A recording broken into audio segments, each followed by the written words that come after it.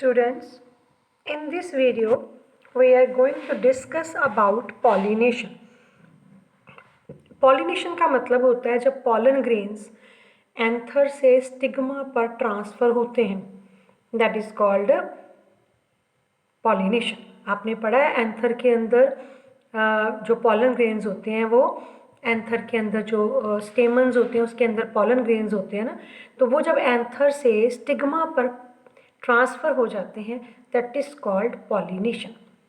ये दो टाइप की होती है. एक है सेल्फ पॉलिनेशन.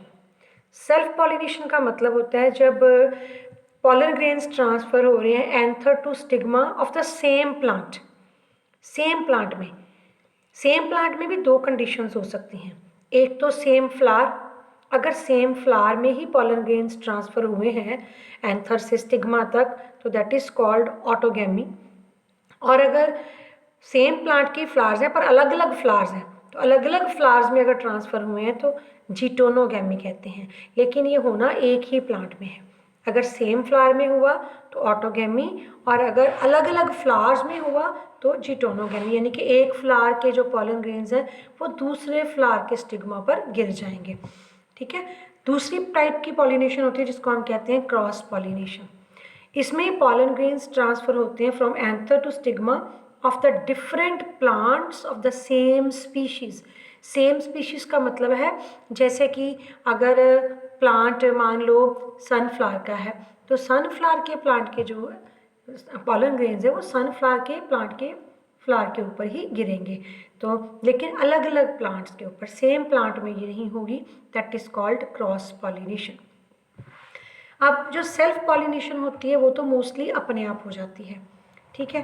तो पॉलिनेशन के लिए बेसिकली हमें कुछ the plants require agencies of pollination.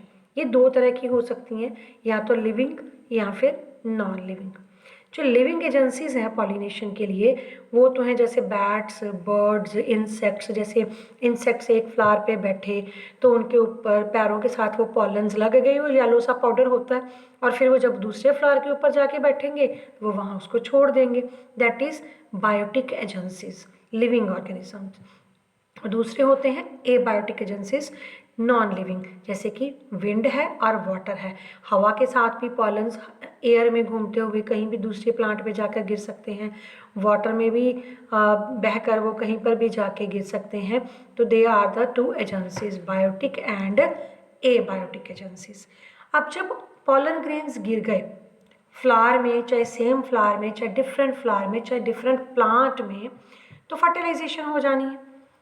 जैसे ही स्टिग्मा के ऊपर पॉलन ग्रेन्स गिरते हैं, ठीक है, वो एब्जॉर्ब करते हैं वाटर और न्यूट्रिएंट्स फ्रॉम द स्टिग्मा और उनके अंदर एक पॉलन ट्यूब डेवलप हो जाती है. ठीक है.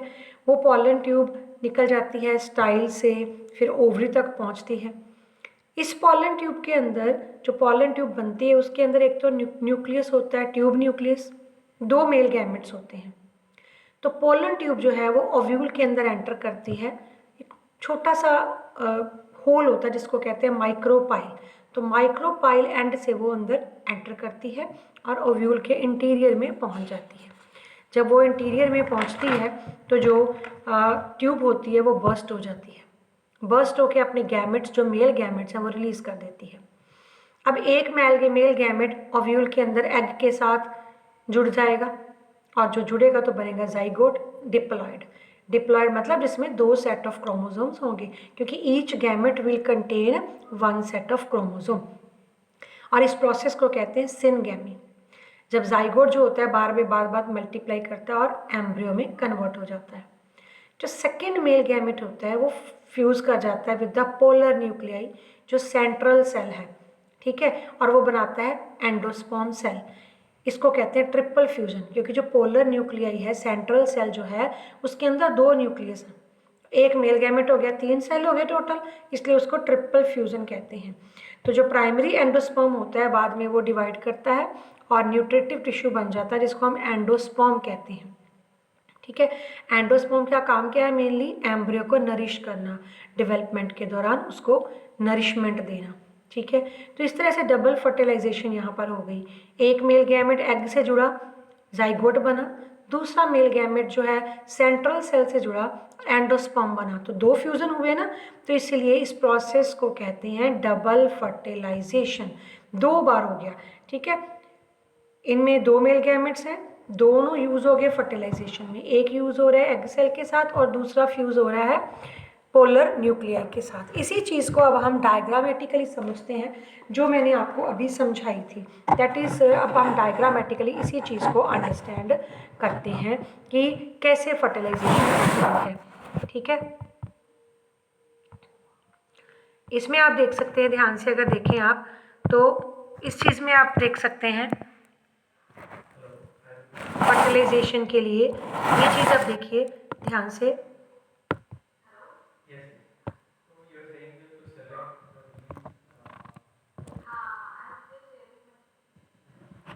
ठीक है, you can see it very well now.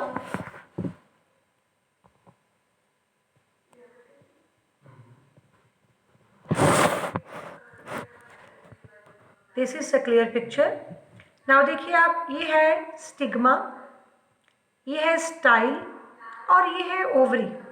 ठीक है, अब ओवरी में आप देखो ये सारी, ये जो एंड है ना, this is called micropyle and.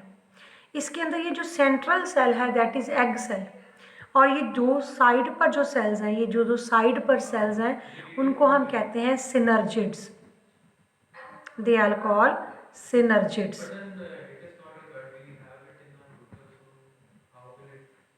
ठीक है, ये है 2, बीच वाला क्या है, एग सेल है, फीमेल गैमेट जिसको कहते हैं, और ये जो 3 ऊपर है cells they are called antipodal cells. ये जब एम्ब्रियो डेवलप होना शुरू हो जाता है, ये दोनों जो है वो डिसअपेयर हो जाते हैं। ये सिनर्जिड्स हैं, सिनर्जिड्स, और ये हैं एंटीपोडल सेल्स जो कि बाद में डिसअपेयर हो जाएंगे आफ्टर फर्टिलाइजेशन। ठीक है, तो ये बीच में है सेंट्रल न्यूक्लियस जिसको हम कहते हैं पोलर न्यूक्लियस, में 2 न्यूक्लियस हैं टोटल, 2। फिर अब जब पॉलन ग्रेन्स यहाँ गिरते हैं तो एब्जॉर्ब करते हैं वाटर और न्यूट्रिएंट्स को, फिर उनकी ये पॉलन ट्यूब डेवलप हो जाती है, क्योंकि जो ओवरी के अंदर केमिकल सिक्रेट होते हैं वो उसको अट्रैक्ट करते हैं, उस अट्रैक्शन की वजह से ये पॉलन ट्यूब डेवलप होती है। अब ये पॉलन ट्यूब के अंदर एक ट्यूब न्यूक्लियस होता है, 2 मेल गैमेट्स। तो जैसे ये ट्यूब लंबी होती जाती है, ये स्टाइल में से निकलती है और ये ओवरी में इस एंड से एंटर करती है जिसको हम माइक्रोपाइल एंड कहते हैं। यहाँ से एंटर करती है, ये 2 न्यूक्लियस है, अंदर एंटर करके ये ट्यूब बस्ट हो जाएगी। उनमें से ये एक मेल गैमेट होगा, वो इस एग सेल के साथ फ्यूज हो जाएगा, जाइगोट बनाएगा। एक मेल गैमेट जो होगा इस सेंट्रल सेल के साथ फ्यूज होगा और एंडोस्पर्म बनाएगा। तो क्योंकि 2 बार फर्टिलाइजेशन हो गई है तो इस प्रोसेस को कहते हैं डबल फर्टिलाइजेशन।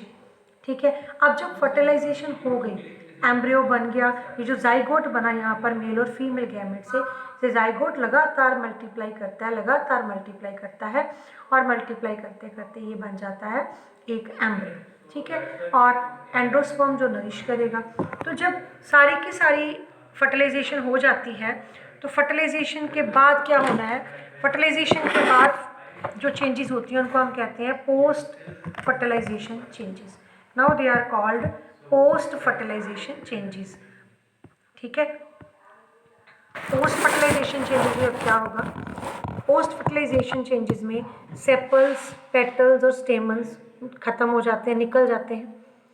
स्टाइल और स्टिग्मा जो है वो भी डिजेनरेट हो जाएंगे, खत्म हो जाएंगे।